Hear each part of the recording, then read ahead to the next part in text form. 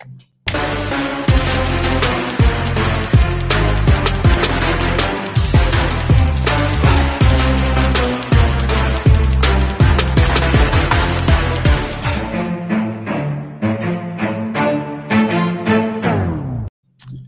welcome back, everybody, to a special 420 Hump Day edition of the Chop Sports Daily, coming to you live from the Flipping Made Easy Studios here in beautiful, sunny Matawan, New Jersey.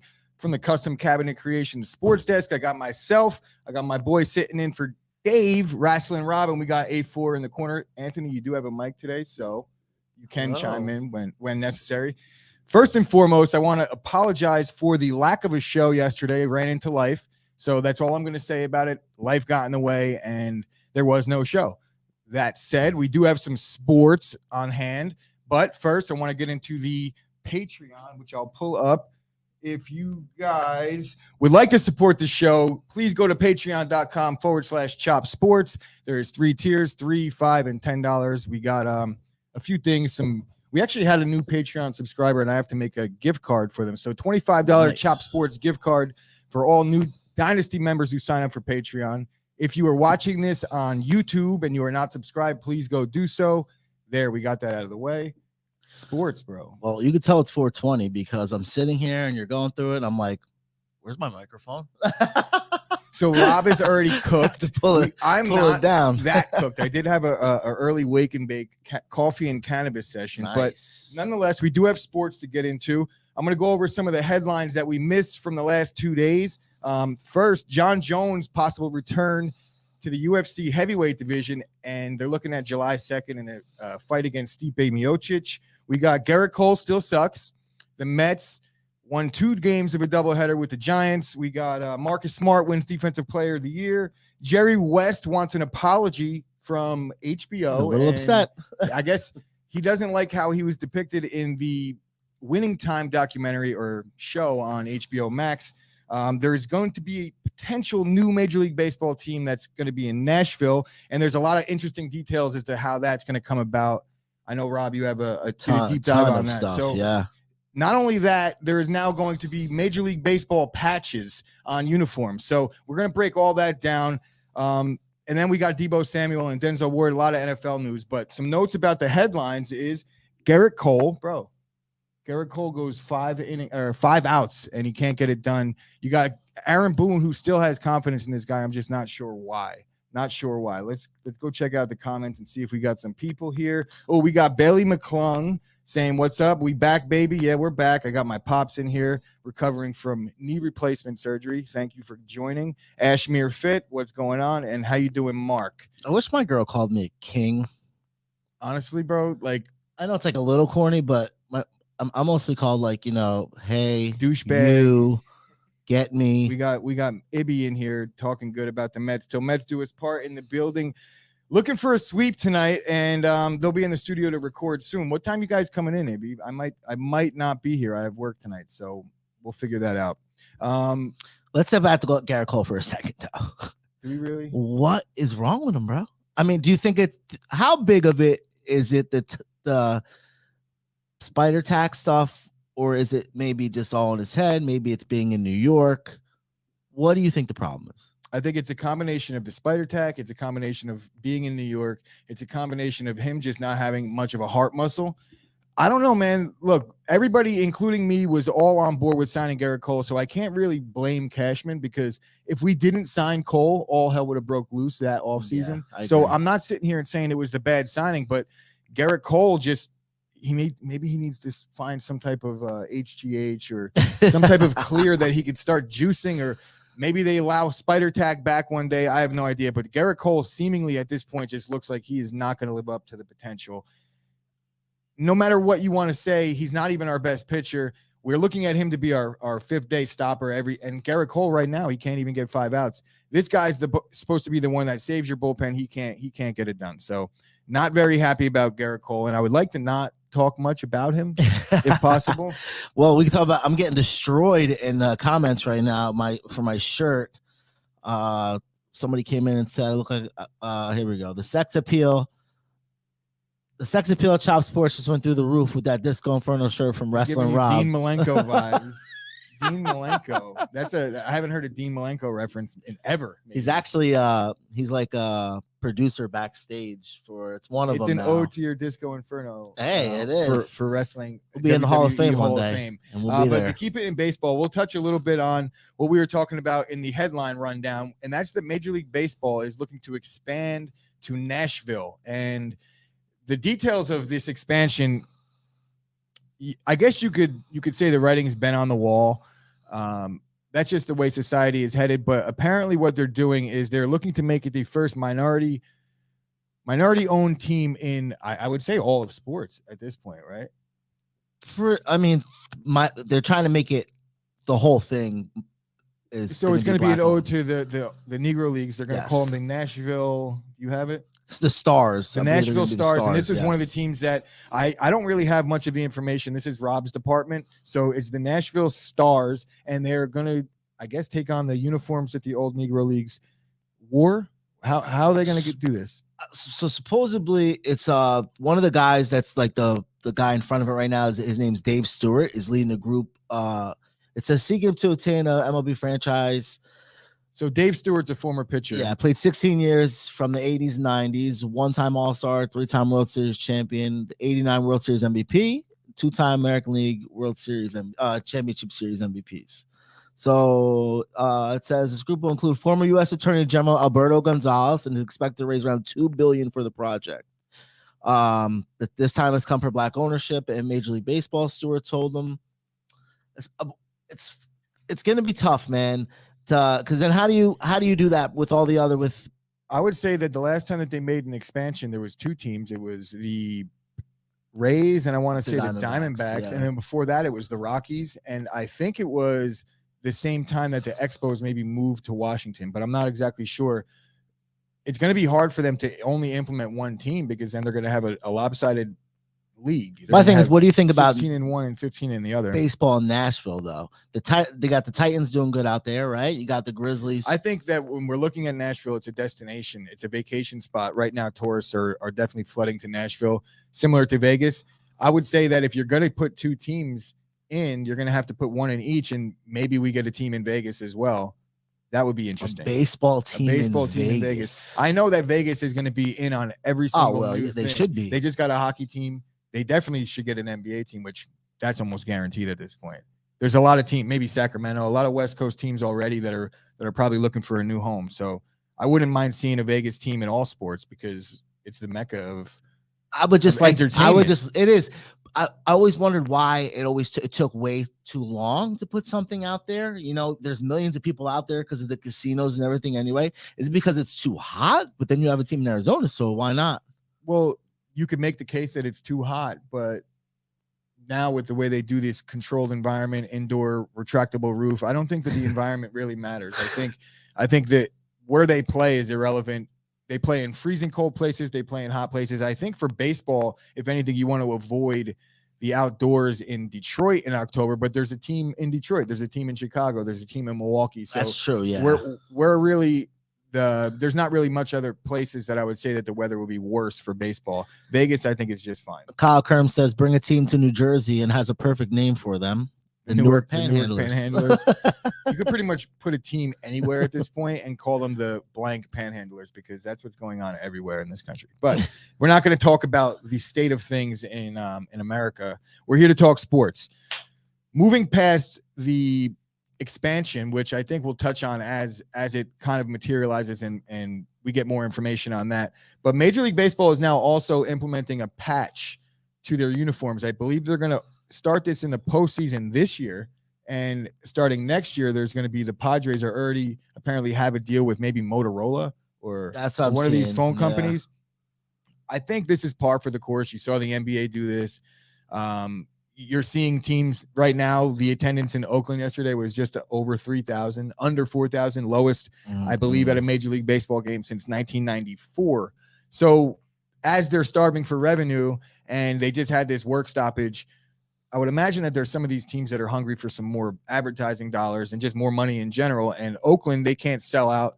They can't sell tickets, period, mostly across baseball outside of the East Coast and maybe Dodgers games. Games typically are very, very cheap in the league. So they got to figure out a way to get more money because they're not making enough off the TV deal. It's hard with baseball too, because baseball is like every day. You know what I mean? So how do you fit? How many people fit in a baseball stadium? 30,000, maybe. Not only are they every day, but you play the same team 3 days in a row. Yeah. So if you really want to go see a game, it's not like you have to go to that one. You're getting the chance to see each team multiple times throughout the season. So if you want to see LeBron play in the NBA and he's coming to New Jersey, you have to go to that one game. Otherwise, you won't see him again. Yeah, so in baseball, there's more opportunity to see these stars. And plus, the way they're resting players right now, a lot of these guys aren't even playing. It's unbelievable how this goes down. That's a whole different your guy play, and there's a day off almost every other day. So that's unfortunate. It's crazy with baseball for the ads for me, because baseball was always to me like, we're going to be professional. We're gonna the old values, the old ways. We're gonna keep that. And then when basketball went to the patches, you were like, "Whoa, what's going?" You would never think that's gonna happen. And then you're gonna start doing it. It started with the stadiums. Now. We're doing it at Chop Sports. We got the Flipping Made Easy studio at the Custom Cabinet Creation. Could you imagine Sports the desk. Yankees with the Yankees will never have a name for their stadium. The Yankees will 100% eventually have a patch on their jersey. 100%. No doubt. You say patch? Do you mean advertisement? Yes. Okay. Yeah, that's soccer. happening in hockey now. Well, exactly. It's going to happen across the board in major sports, and why wouldn't it? If you're seeing success, it sucks, but does it? I mean, for the teams and like the revenue of the league, yeah, it's great. But like, I mean, I personally collect hockey jerseys. I don't want to see that on there. Well, that's another story in general. I think that also dates things as well. So there might be a sponsor runs out, and then you have a jersey that's got an old sponsor on it. And like I say this all the time. Like I know companies that like are more than willing to like pump money into having their advertisement on the jersey, right? But like, who looks at a jersey? Like the Penguins, for example, they have Blue Cross Blue Shield.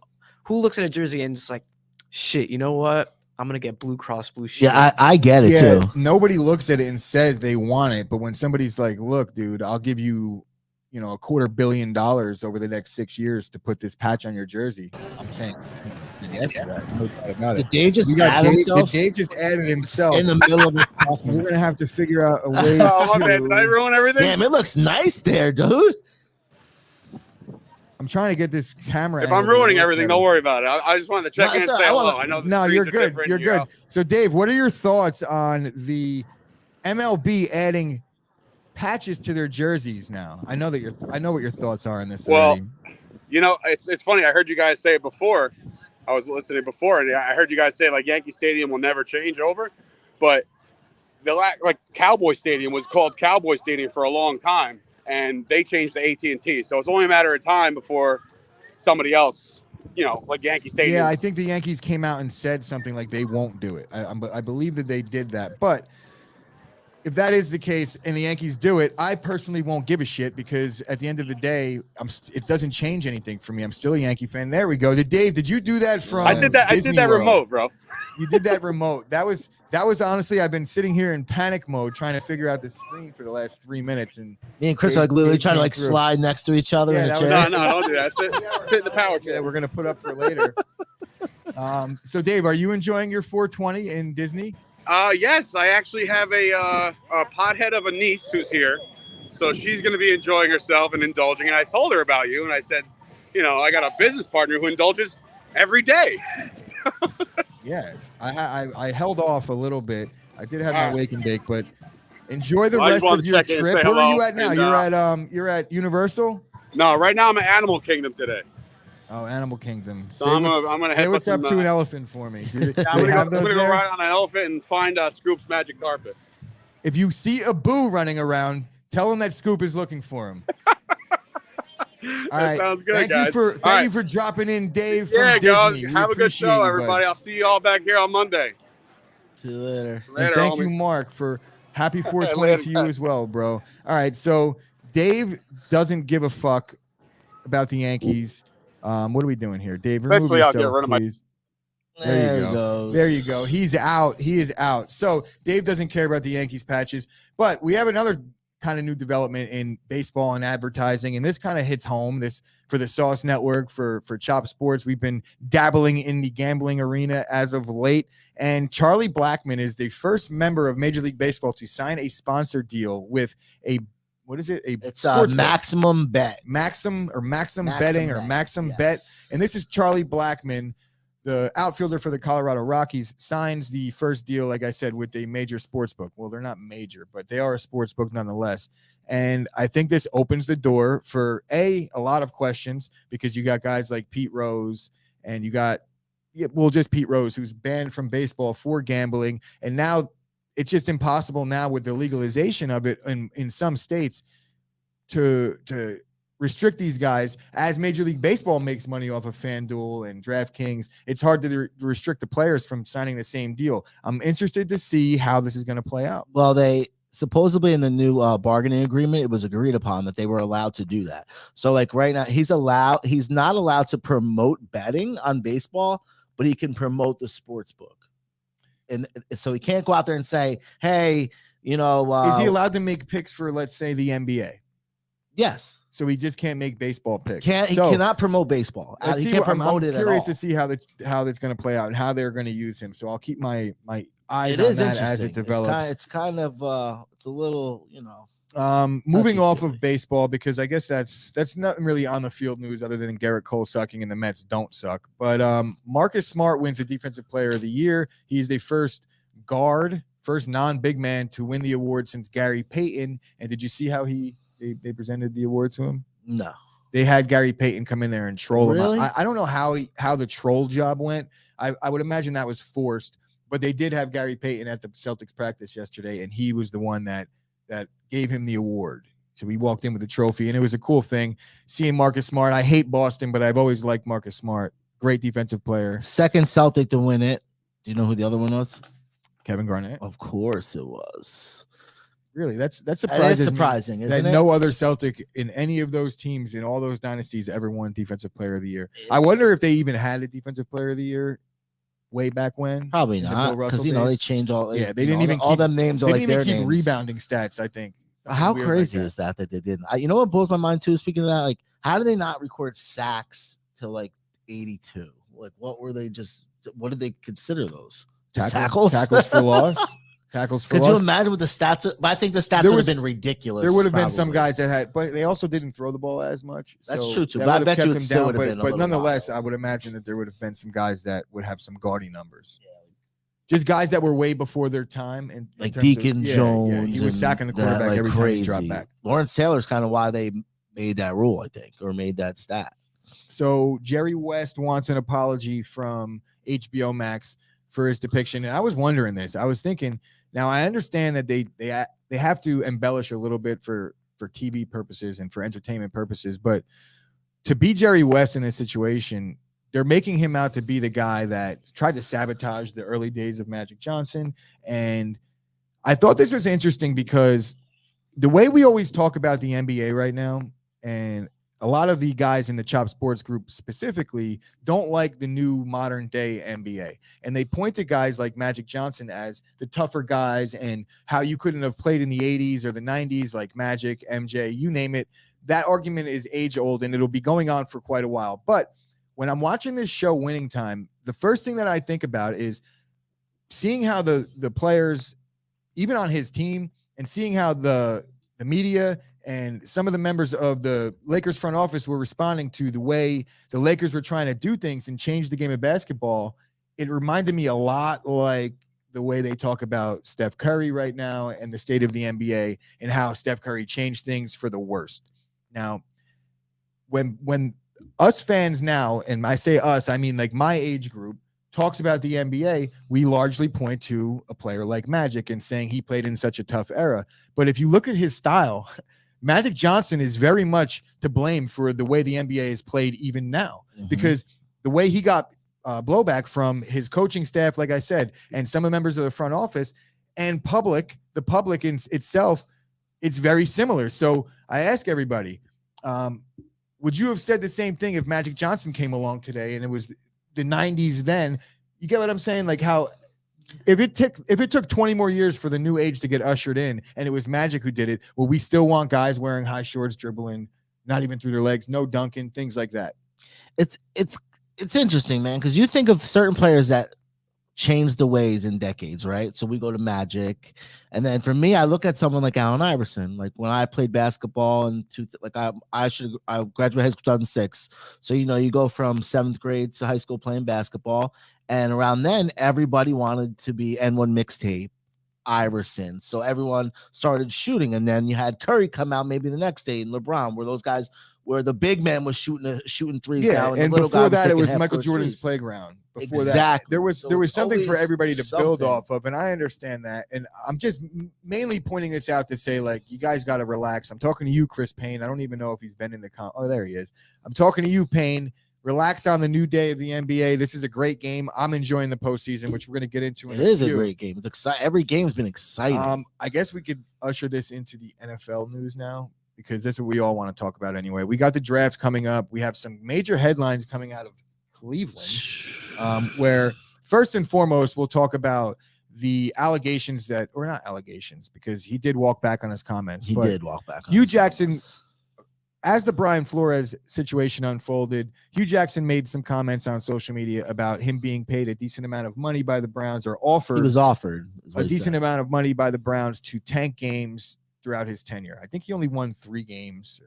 So I have it. The Browns went 1-15 in 2016 and 0-16 in 2017. So my question is, A, if you weren't tanking and you turned them down, then how the fuck do you explain 3 wins in 2.5 seasons? That's first. And second, why? I don't know how we should take this serious at this point, because the NFL is now investigating the Browns for potential tanking, but I feel like the investigation is just like a brush over it, because Hugh Jackson walked back on his comments, and the NFL is now doing their due diligence to make sure that there wasn't actually legs to that. So what he said was that he never really said money. He just said that he tweeted in February that Browns owner Jimmy Haslam offered him a good number to lose those games. That's all he said, right? So then he came back and retracted and said it wasn't money, but it was incentives. Wasn't so much basically money. If you're an incentive is money. It's saying if you lose this game, we'll give you a bonus. Yeah. If that was said, then that's what he said. By all means, then the Browns should be in trouble. And according to him, he told the NFL this 2 years ago. But maybe he's just making fun of himself and saying, like, dude, they paid me all that money to lose games, and it's just because he didn't actually win. So, but I just can't see him making a joke about his lack of success that way. He is a head coach now at Grambling State. Grambling State, so he is coaching somewhere. He was on Herm Edwards' staff, Arizona State. Oh, okay. He's got a bunch. You'd be surprised how many coaches are over there. Of course, Marvin Lewis was there. A lot of people there.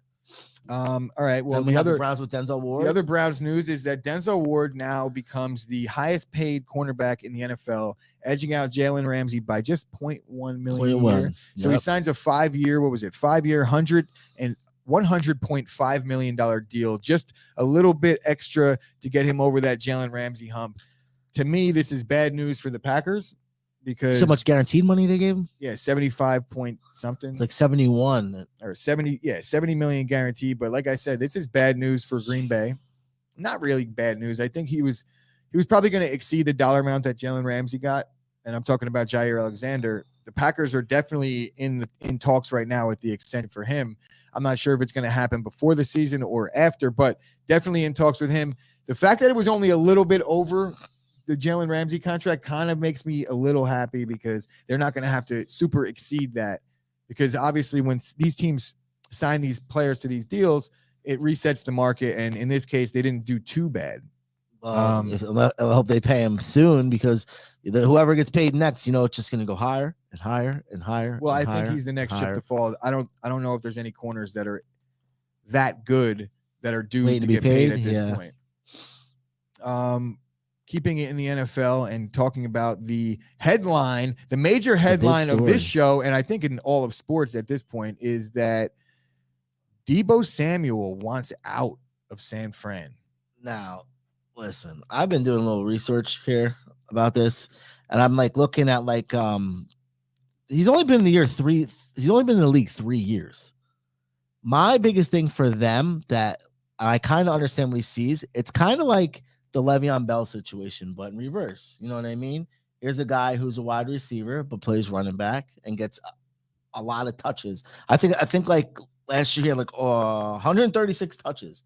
That's a lot, bro, for a receiver and a slash running back. And both. not to make this about Cooper Kupp, but Cooper Kupp did have more 140 receptions alone or something absurd. So he set the NFL record. And Cooper Kupp also came out and said that he's not looking to beat anybody's contract. So along comes Cooper Kupp, sets an NFL record for catches.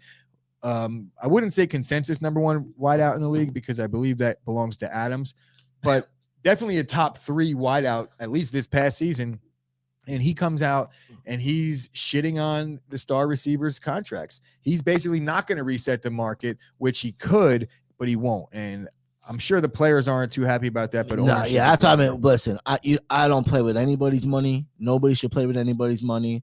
And saying something like that is ridiculous, bro. Because of you, I mean, let's just say he didn't just win a Super Bowl. You think he would have said that?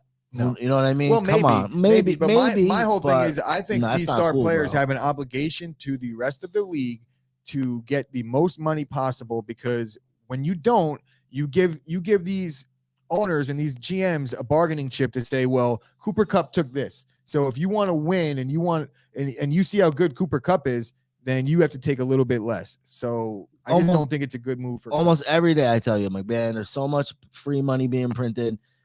Get some of that money. I don't blame anybody who goes after money and thinks they deserve it or whatever. If you could get it from somebody, especially these guys that are making billions off TV, billions off concessions, the billion off your name. Too. I agree 100%. But as I break down this whole Debo thing, Debo didn't himself come out and say anything. He did scrub the Instagram of all things 49ers, and that's been the thing that we've talked about over the past couple of weeks. That seems to be the new trend. A fan came out after the scrubbing of the Instagram and said something like, trade him. And Debo's brother is the one that came in and said, don't worry, we're asking for a trade. And with draft season coming up or draft day approaching, there's no better time for a player to make some noise, because if you're going to make a deal, it's going to come on draft day. But really, apparently the 49ers did make an offer, or they maybe didn't make an offer, but are ready to. No, they said they would, according to Adam Schefter, they were ready to pay today, yesterday, tomorrow, at dinner, lunch. But now, if they're ready to pay $25 million, which is what I think Debo is worth, and Debo is willing to accept $25 million, which is now the new report, that obviously shits on the report that Debo wanted to be the highest non-paid wideout in the league, because I think that's not going to happen no matter where he goes. I just don't. What do you think the problem is? I don't know. There wasn't anything rumbling. I really can't see there being an issue. He's the guy over there. Other than the fact that the way he's used in San Fran, he wants them to pay him more. Maybe he'll go to another place knowing that he's not going to be used in the same way and only be paid receiver money. But I can't imagine him saying, no, I don't want the ball more. I can't imagine another team isn't going to take him unless he's being used like this. Why would you take him just to be a wide receiver? Because to me, he's not that good of just being wide receiver. I think that the 49ers didn't even really plan on using him the way they did. No, I don't. I think they planned on using Trey Sermon the way they used Debo, but Trey Sermon didn't materialize. Elijah Mitchell did, but he wasn't really the guy that could go in between the tackles. It's crazy to say this, but it was Debo that fought for the tough yards. He had 8 touchdowns. Anytime they got down low, it was Debo. So he was their short yardage back as well as receiver. So I don't think he'll have to be that if he went to, let's say, a Green Bay. They have A.J. Dillon. They're not going to hand Debo the ball. I think it's situational. For me, and I could be crazy. This could just be me thinking too much about football. I think it's a quarterback thing. I think he has a better opportunity with Trey Lance back there doing this wildcat or whatever it is they're doing than Jimmy Garoppolo. And I think they just don't know what they're going to do with Jimmy yet. See, I don't think it's a quarterback situation. I think maybe it's just a financial situation, or he sees that these other guys are getting more money in other places and they get to kind of call their shot. You saw Tyreek Hill call his shot. Devontae called his shot. But he's not. Debo wants to call his shot. But he's not them. He's only been in the league 3 years. He's not them. I wouldn't say he's not them. I'm not saying, like right now, because he's only been in the league 3 years, I would argue that he's more valuable. And Tyreek Hill hasn't been in the league all that long. But he won a Super Bowl. He's been in 2, and he makes huge plays like all the time. I'm not saying that Debo is better or worse than anybody that we're talking about. I would I'm put just Deebo saying- right in the class of a Devontae and Tyreek Hill. Like everyone's talking like, oh, let's send him to the Jets or let's send him to the Packers. That's Well- all good and fine, right? Like right now, I think the Eagles are one of like that, and the Eagles is probably a good opportunity. I have a list. So before we even get into that, I'll just name my Okay. teams that I think that he might go to, or that I think fit. The Jets. Clearly, the Jets have the draft capital to do it, and they're in need of a receiver. They apparently offered the 10 pick for Tyreek Hill. Or not for DK Metcalf and the Seahawks. And Tyreek Hill, I think. I would take Debo over DK all day and every day and twice on Sunday, 3 times Same on age, draft right? day. Yep. Okay. Same age. One guy's just better. So I think the Jets are probably the leading candidate to I land think so Debo's too. services. But I don't imagine Debo wanted to go to the Jets. Mhm. If I he's agree. calling his shot like this, it's not going to be there. I think the Chiefs make sense because Yes. they just got rid of Tyreek Hill, and they do have 2 first-round picks this year, 28 and 29, I believe. So they have some first-round capital to make a move there without their star wideout. But they also traded their star wideout because they didn't want to pay him insane money, which is you would expect is going to have to happen if they bring in Debo. So I could eliminate the Chiefs right there. Debo does a lot more than Tyreek Hill does, right? You think? We've heard conversation, yes, but Tyreek Hill just does things to the defense that Debo can't. I'm not saying he doesn't do. They bring things, different but things to the table. Yeah. I say Debo fits in almost anywhere. Tyreek Hill, I want to see how he is without that quarterback throwing him the deep ball. Yeah, me without too. Mahomes. So we'll see, and without Kelsey in the middle opening Stretching things the up field. for him. Yeah. So well, you could say the same thing about him. No Kittle to open the field for him very, too. very valid. But Kittle's been half man, half a season for the last year. So you could make the case that Debo played just fine without Kittle last year. It actually elevated his game. But Kittle still had like 800 And receiving had no yards. quarterback. Like Jimmy G didn't throw the ball much, which actually helped Debo's stats in the long run. Bailey comes in saying, been to a Super Bowl, 2 NFC championships. Why would you want to go anywhere else besides a contender? He's not going to the Well, Jets. at this point right now, he doesn't have a choice. He doesn't necessarily have a no trade clause or a choice in the matter. So he'll go wherever they ship him. And that's the danger you create when you start when running you're in your your first rookie contract and you're trying to make demands. The NFL and the teams don't have any obligation to trade you where you want to go. Nobody even has to pay him. He could come and do it on a 1-year thing here and see you later next year. You know what I mean? That's his own fault. Well, I believe, was he a first round pick? No, second round. If he was a first round pick, then he's got 2 years left if they pick up. The It's only a second round pick. He was like 39th or something. As I go through the other teams, I think the Bills, there was a couple times throughout the offseason that anytime a star wideout got talked about, the Bills were mentioned. They just paid Stephon Diggs all that money. I could eliminate them with that contract that they gave Diggs. They're not going to pay 2 guys that much money. See Kyle's comment. Here, didn't the 49ers upset the 1 seed on the road in the playoffs last year? Forget who they beat. It was a cold game, though. Yeah, Kyle, thank you for that. I appreciate you making me sick as we're talking about obviously the Packers getting beat by Debo and the 49ers in the postseason yet again. But like I said, no Bills. One other team that I think makes a lot of sense is the Ravens.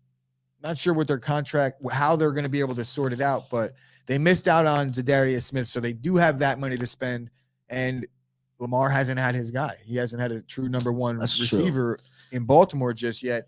You have Marquise Brown and you have Rashad Bateman, who I'm a very big fan of, but I'm not sure either one of those guys could be a true number one. Debo going to Baltimore would immediately fit in with their system because not only is he a great wide receiver, but he's a smash mouth running back, and they love to run the football. I think he's one of the teams, or that's one of the teams that Debo will get used very well by, because very similar system to the 49ers in that they're very committed to the run. Outside of that, I'm not sure the systems are the same, but they're both committed to the run. All AFC teams except for the Packers. You don't see the Saints maybe taking a shot. I'm getting to that. I have the Saints, the Packers, and the Eagles listed here, but because they're all NFC teams, I think that could largely possibly eliminate them. But at the end of the day, the 49ers, they know if Debo is not going to report to camp and things can get ugly, you have a small window right now, if you think you have a chance to win this year, to capitalize on his stock. Because if you trade him after the draft, you're really not going to get any return on that unless it's a player, which I don't think many teams would like to take players back in trades unless you're the Texans. They would want to get that draft capital this year and put that towards this season's roster, you would imagine. See, like there's just he's got to go to an offense that's gonna work. That's gonna use him. Like I wasn't even thinking the Ravens, but that could be fantastic. That takes a lot off Lamar, helps them out tremendously. So like if he goes to the Chiefs, it's just a plug in. Here you go. You're doing exactly what Tyreek did, plus you're gonna run the ball more. It's just where I would say that if without looking, because I'm sure there is actually odds on this right now, I would say that the Eagles are probably the front runner because they are a division. I mean, they are a conference team, but I don't think there's much beef between the Eagles and the 49ers. And at the end of the day, like I said, there's some desperation on the 49ers side to make this deal happen by draft day if they are going to move on from Debo. Eagles and the Jets, unfortunately for Debo, I think they're the two. I think if the Jets called them today and said we'll change it to 10th right now, I think they would do it in a heartbeat. In a heartbeat. Yeah. And then the Jets would have to extend Debo and give him $30 million. I don't want that. I'm a Jet fan, bro, and I don't want that. I don't think he's that. I would say that you would dodge the bullet if they were willing to do that for Tyreek Hill. They were willing to do that for DK. This draft doing it for Debo, I think he's the best out of the three. This draft is wide receiver heavy, bro. We got Bailey dropping a nice little interesting team in here, the Colts. I guess that makes sense, but if I'm Debo, the last place I'd want to go would be the Colts. But they would probably use him well, and they have Jonathan Taylor, so they wouldn't have to hand him the ball 30 times a game. Sure, Kyle said, keep in mind the Ravens also have to play Mark Andrews. I feel like a player like Debo makes a player like Mark Andrews possibly expendable. No way, bro. Look what he's did. Look what I'm not saying that he makes him like having them both would be ideal, but look, I'm not saying that if I have to pick between Debo or Mark Andrews for my roster, I'm picking Debo. Am I the only one who thinks that's crazy? Not crazy, but I think Mark Andrews is a top-tier tight end. Good, but Debo's a top-tier wide receiver. I don't think he is, dude. Interesting conversation to be had. What would you value more, an elite tight end or an elite wideout who could also run the ball? I think if you're putting it on a plane, Debo is a far better player than Mark Andrews is. Mark Andrews struggles in run blocking as far as tight ends go. Debo in the run game is the run game. So he literally he could also probably play quarterback. So I'm going with Debo 100%, no doubt, over a Mark Andrews. What else we got on? I guess we'll talk a little bit about other potential draft day trades because we talked a little about Debo and where he might go. There's some other names that could be on the move. I guess it's all speculation, but thanks a lot, Kyle. Kyle sent a $10 super sticker. I appreciate you, Kyle. You're the man for that. You sent me over hundreds of dollars the other day when we tailed your picks, but yesterday I tailed you and I tried to cherry pick and I didn't do so great. So I had a tough night last night, Rob. We didn't talk about that this morning, but we hit a bet, but we didn't hit all of them. But moving on to the potential draft day trades that I could see. Kyle said he sent his $10 to get he wants his question answered. Okay. If you're Baltimore Ravens, you give me Lamar 4 years, $186 million, and that's what he's asking for. Would I give Lamar 4 years, $186 million? Yes. I would not give him that. I would because of the nature of the league, but I understand exactly where he's going with this. As I'm going to talk about Kyler Murray here, I would put Lamar on a higher plane than I put Kyler, but Kyler Murray is a potential draft day trade. He is, dude. Kyler Murray is looking for $45 million a year. He's looking for top 5 money, but he's not even in the top 10. At least Lamar's won an MVP. At least Lamar has won a playoff game. If these guys are asking for that much money, what is Joey Burrow going to ask for? He just took this Super Bowl. He's going to ask for a little bit more than what Rodgers got, I would imagine. I think Joe Burrow. Also, it depends on what kind of season he has this year because he does have a. Does Lamar have to get paid this year or he has next year? I think Lamar has to get paid this year. Whether or not I think they have a team option for a 5th year, but I believe he might be in it going into his 5th. He's the same year as Baker and Josh Allen. So he doesn't have to get paid this year, next year. If I'm the Ravens, I'm paying Lamar, but I understand the point that Kyle's making is that it's going to handcuff them. Joe Burrow does ask for more than Mahomes. Do you think so? I think he asked for more. Yeah. Why wouldn't he Mahomes won a Super Bowl and been to back to but Mahomes, another one. And the fact is, Mahomes signed his contract a couple of years ago, and Joe Burrow will be due his contract in a year or two. So, but as the inflation goes, so does Joe Burrow's contract goes. I'm not gonna overpay paying. these quarterbacks. Yeah, that's the nature of the beast. I think the salary cap is going to go up significantly over the next year. Oh, it's gonna have to. It's gonna have no choice. It's gonna have to go do that for all sports. But I'm just saying the thing with Lamar, like might have to do like you're gonna have to show me this year, bro. You're gonna have to show me, and it's not even his fault because, like you said, Hollywood Brown's probably like it's Hollywood Brown, Mark Andrews' best options over there, right? Yeah. Their running back is okay, but they get Dobbins back this season. They get Dobbins back for sure, and it's if he stays healthy, then that makes him a little bit better. But there's a lot of questions surrounding Dobbins as well. I pay Lamar. Of money, man. I don't know that I'm paying Kyler because I think Lamar at least has his teammates in his corner. I'm not so sure that Kyler does. I think Kyler's teammates might look at him on the sideline and wonder why the fuck he's crying all the time. He's the reason why they're throwing picks in the second half and things like that. But other guys, Jimmy G, you would expect that if it's going to happen this offseason, it's going to happen on draft day. And we talked about Kyler. But Jimmy G getting traded, you think? Jimmy G, they've been trying to move him since they started. They have, but I just don't. Where is he going to go? I thought Pittsburgh would have been the place, man. We'll see how it plays out on draft day. I think that's the target.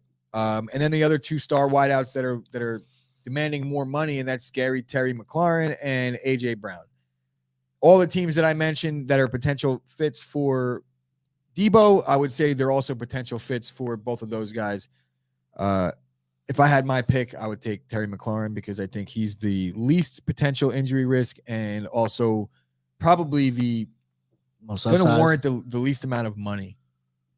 For whatever reason, I think he's just very underrated, and I think that'll. Well, he plays in Washington, probably. You know what I mean? When it comes to contract, but the dude is a savage. He's a beast, bro. Yeah, 2,000-yard seasons with no quarterback throwing on the ball. But we're gonna get into some live reads now and pay the bills here.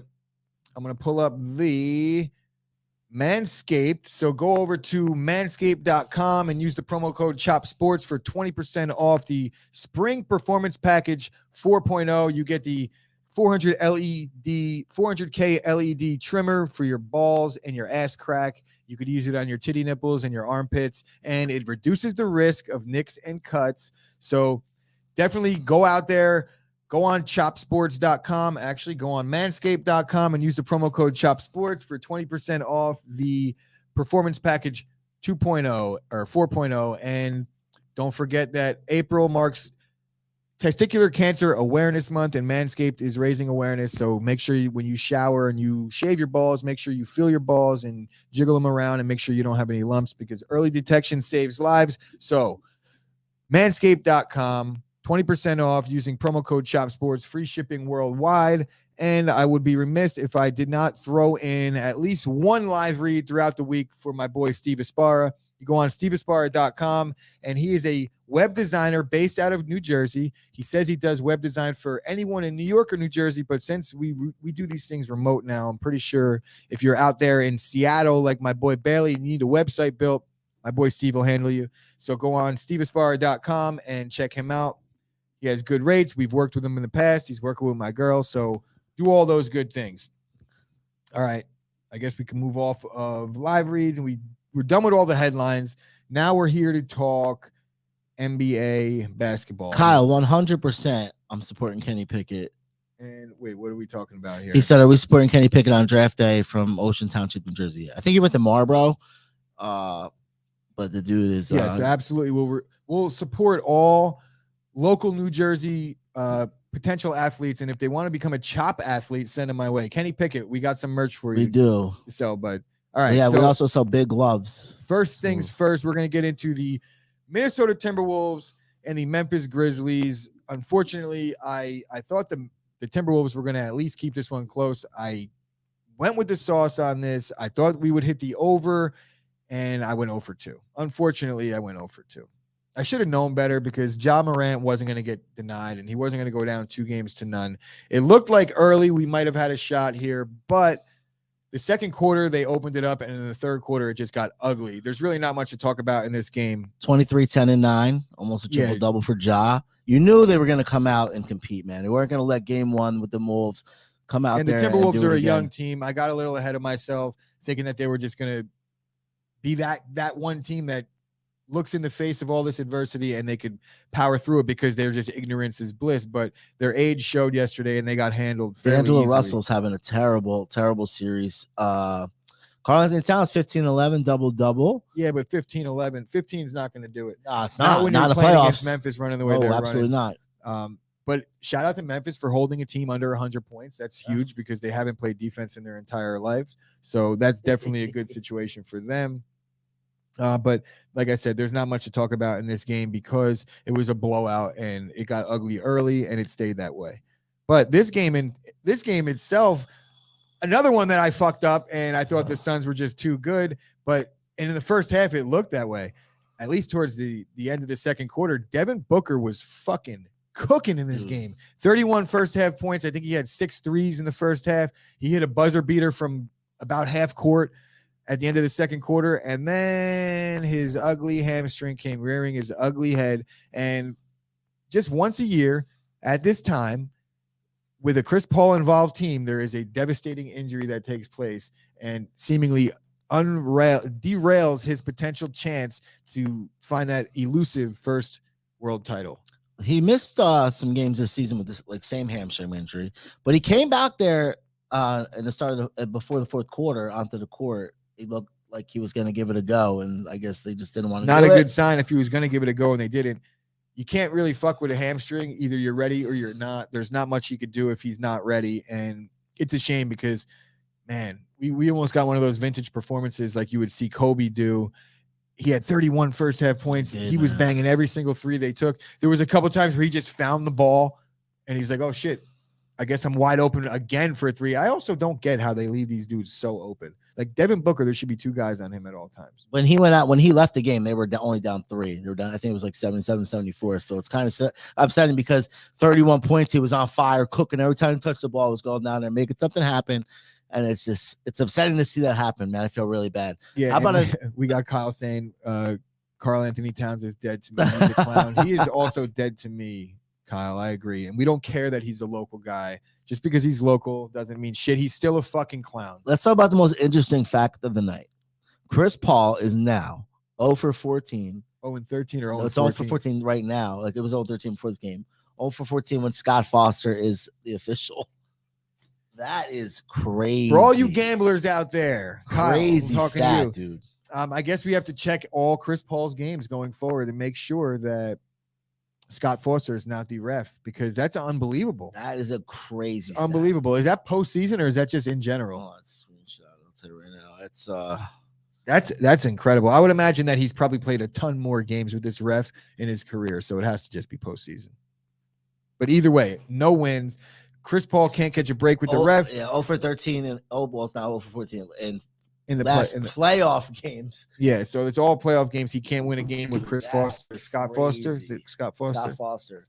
What do you do then? Do you write a letter to the league? But the story here, I guess, is the Pelicans, really. Well, Brandon Ingram, bro. They out physical them. They just scored points in the paint. They out rebounded them, I'm pretty sure.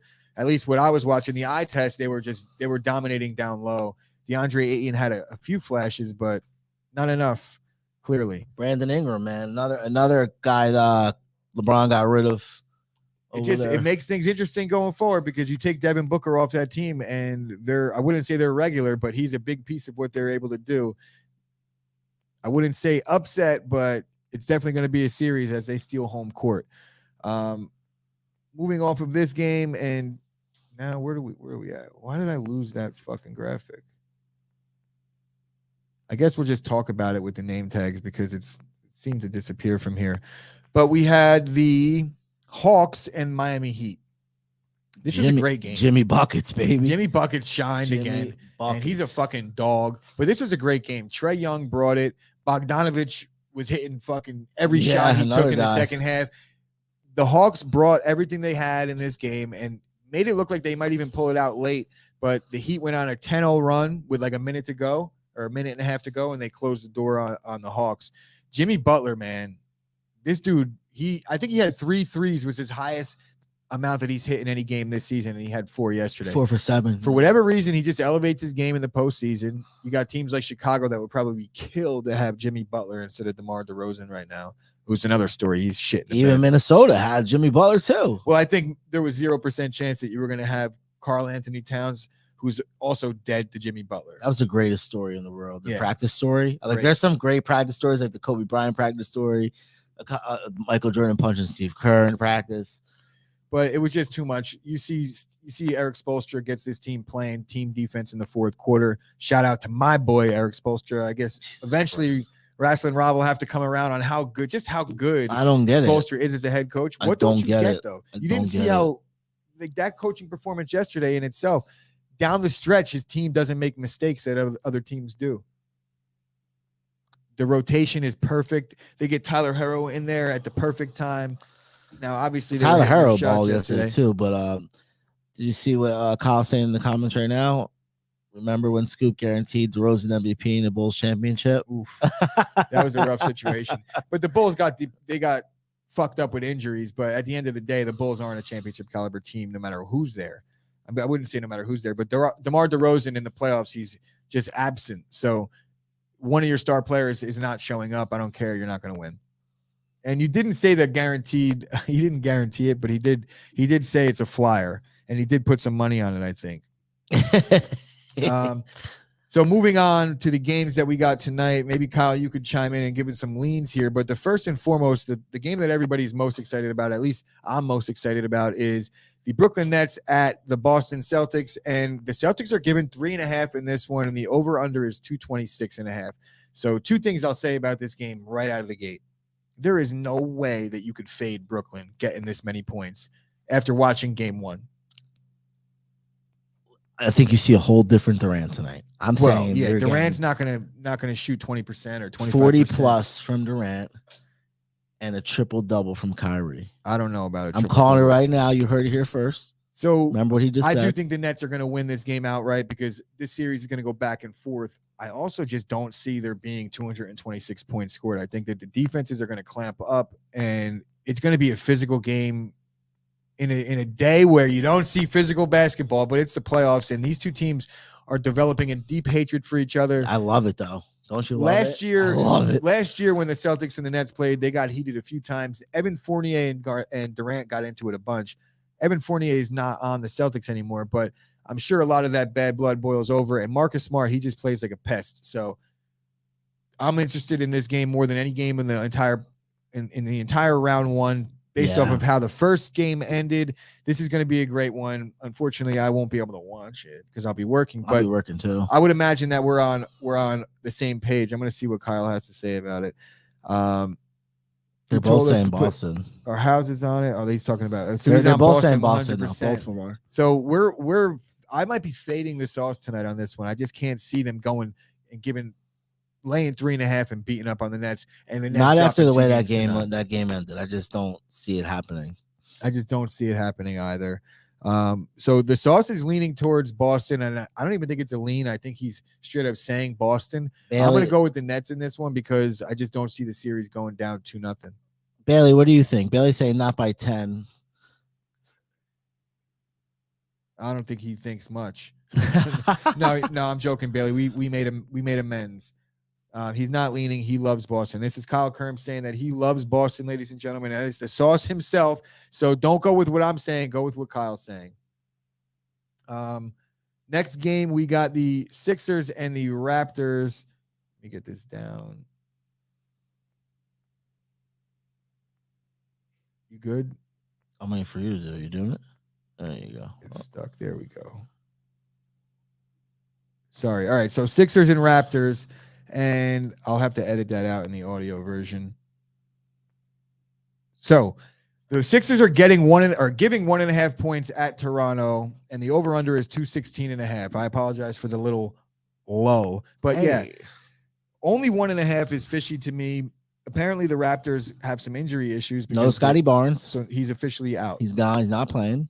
But for that reason, and it's only 1.5. I understand it's a road game, but kind of confusing to me why they're only giving 1.5. A lot of complaints last time from the Raptors head coach Nurse. He was complaining a lot about Embiid. They actually got a little chippy on the sidelines of both of them. And the conversation that was had was Embiid told him to stop bitching about calls. And if you put me on a free throw line, I'm not going to miss.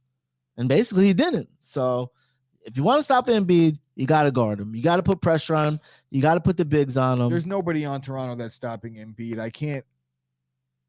Yeah, I just exactly for that reason. You always talk about fading the public, or I always talk about it. Everybody that knows anything about gambling always talks about fading the public.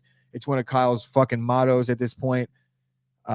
Everyone in the world is betting the Sixers today. I can't see anything out of Toronto that makes me think that they're going to win this game. And for that reason, I'm going to pick the Raptors because I'm just going to go with the fade the public motto here, and I'm going to just go with the books. I guess we call this a sharp pick. We're going to go with Toronto on this one. Kyle says literally every single person you've ever met is betting the Sixers. So 97% of the money is on Philadelphia here. So like I said, for that reason, I just can't seem to bring myself to bet. What do you think about that over With 216? the public that heavy. I don't know. I don't really have a read on the over because You don't know what you're going to get from Toronto. I think it's going to be a blowout, and I'm going to probably lose because the Sixers might just beat them up. If they beat them up, I can't see Toronto doing much. I'm contradicting myself because I just can't see the Raptors beating them in this game. But If the Sixers make it to the finals, do we take a Chop Sports trip? no. Not at all? Not for one game? No. Oh, man.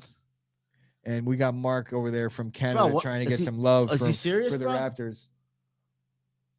He's got his rubber ducky. It's a Nobody can Canadian see- duck. nobody can see that They can fucking see that shit. Canadian Nobody duck. can see that shit, bro. All right, so I kind of like the Raptors in this one only because I'm fading the public. I still kind of think that Philly will beat the shit out of them, so I'm not going to bet it at all.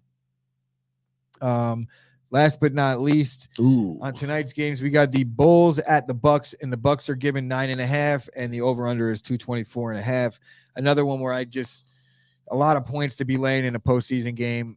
The Bucks, according to Kyle, their perimeter defense is shit, and the Bulls missed a ton of shots in their last game. So Yeah. I could imagine that, knowing Kyle the way I do, he is going to be all over the Bulls in this one because, like I said, they didn't shoot well in the last game, and they barely didn't cover. So I have to 9.5 say is a this lot. though, the Bucks also didn't shoot well. No. So they if the didn't. Bucks shoot a little bit better and the Bulls shoot a little bit better, I still see the Bucks handling this one.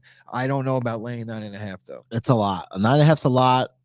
They're in Chicago now, so you got to figure it's going to be a little more of You got to imagine that you're going to get a little bit more out of DeMar DeRozan. yeah, you know. So I just don't see it. I look at the Bulls as a completely depleted team. They gave the Bucks their best shot. Even though they missed a ton of their shots, they gave the Bucks all they could handle in the first one because the Bucks missed a ton of their shots as well. I think if this one goes chalk, the Bucks should win, but I don't know about winning by 10. So we Bucks got by Kyle saying 30. Bucks by 30. Okay, so scratch everything I just said. Bucks are going to win by 30, and definitely don't fade the sauce on this one. Milwaukee turned it over 21 times in game 2. I guess. So Wow. he did a deeper dive on it and found some positivity out of Milwaukee for this one. So I don't really have much else to talk about on this show. Do you got? We anything for have us, Rob? a little thing. Colin Kaepernick. We couldn't talk about it yesterday. He's in the news again.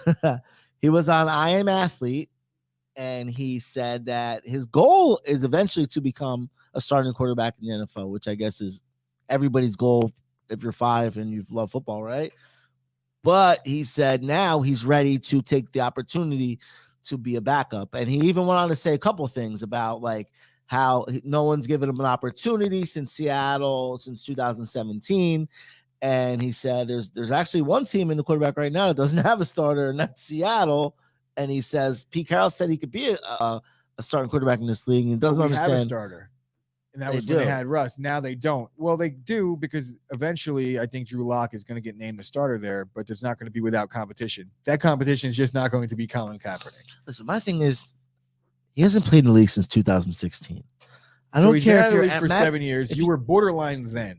7 That's years what I later, mean. without a look, without a game, any in-game. That's like action. imagine Andrew Luck saying, "I'm going to come back to the league right now." You'd still you'd be like, "Okay, it's Andrew Luck," but you'd still have teams being like, "Yo, he's been out of the league for a while." Like, Andrew Luck would get signed. well, no, I'm Immediately. not saying he wouldn't, but you'd still be thinking the same thing as, "What does he have? What does he have? What does he have?"